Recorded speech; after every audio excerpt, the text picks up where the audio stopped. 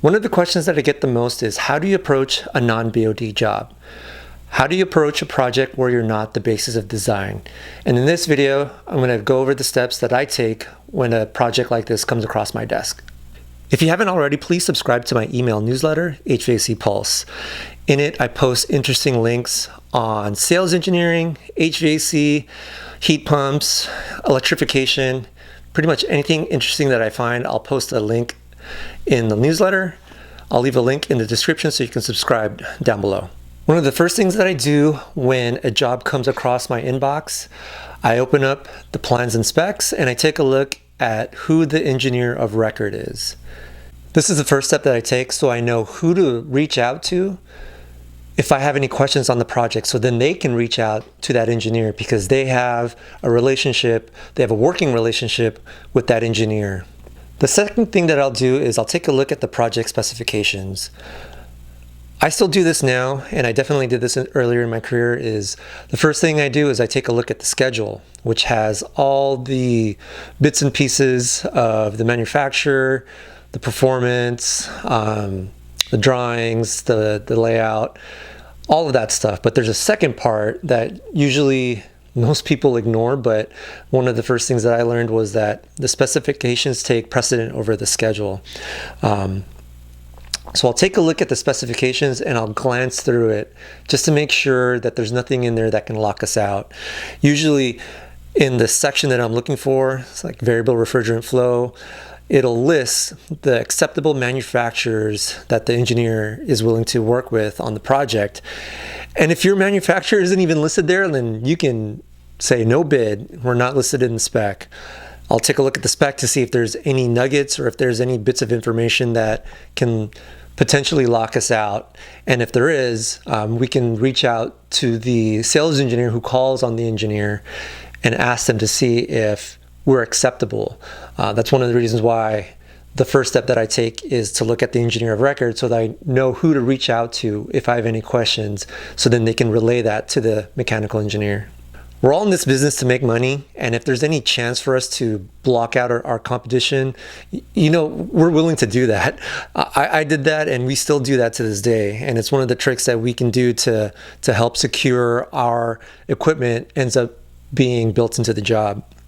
After I take a look at the spec, I'll go back to the schedule and I'll see who the laid out manufacturer is. I've been doing this a while, so I have a little bit of experience with the different manufacturers. So looking at the specified manufacturer gives me an idea to know what to expect, whether or not it's going to be easy or difficult for us. All the manufacturers have their little quirks and features and what they're good at. And just taking a look at the manufacturer will let me know what to expect. I work for a company that represents Carrier VRF in California and in Hawaii, and we're unique in that we offer both types of heat recovery technologies. We offer both a 2-pipe and a 3-pipe heat recovery system. So just by looking at the specified manufacturer lets me know which route I'm going to go down. Basically, if it's Trane or Mitsubishi, I'm going to use the 2-pipe offering, and if it's one of the other ones, Daikin, LG, or Samsung, I'm going to use Toshiba Carrier, which is Carrier's 3-pipe offering. And finally, I'm going to look to see if there's any piping diagrams in the job documents. I love going through a set of drawings and looking for the piping diagrams because I know that makes my job a million times more easier. All of the manufacturers have software that we use to lay out VRF projects.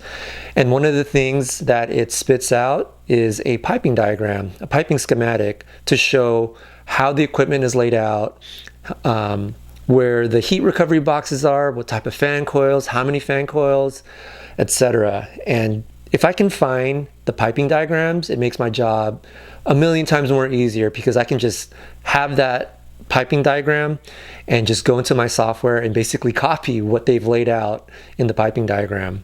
And it's not going to be all apples to apples because all the manufacturers have their different features, but it gives me a general idea of what I need to do to match the specified layout. And finally, before you spend all of your time and energy switching this job over to your manufacturer, it's worth it to step back and say, is this really worth my time to bid this project?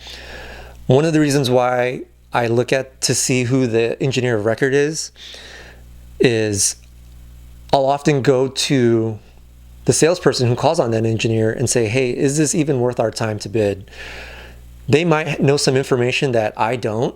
They might know that that engineer has a really good tight relationship with the Daikin rep or the LG rep, and it might not even be worth our time. Now you might even get some pushback from, say, the contractor sales engineer who is pushing us for a number to bid this project, and they're just trying to get maybe a cheaper alternative, a less expensive alternative to what's specified. But it's always worth it to kind of take a step back, because in HVAC sales engineering, it's easy to get into this rut where you're just constantly putting together quotes and pushing them out and never following up. And sometimes it's not even worth your time to bid a project. So it's worth it to talk to the sales engineer who calls on the engineer. It's worth it to talk to the contractor engineer who calls on the contractor who is bidding the project and say, hey, let's not waste our time. Maybe let's go chase this one where we have a better chance, or let's go talk to this engineer and start on a project from the beginning and get us laid out on the plans. It's better to spend our energy doing that than just constantly chase jobs where we're not specified. I hope you enjoyed this video on the steps that I take when I come across a non-BOD project. Be sure to like this video and subscribe to my channel. Please share this video with any of your colleagues who are kind of green or new to the industry. Thanks for watching, and I'll see you all in the next video.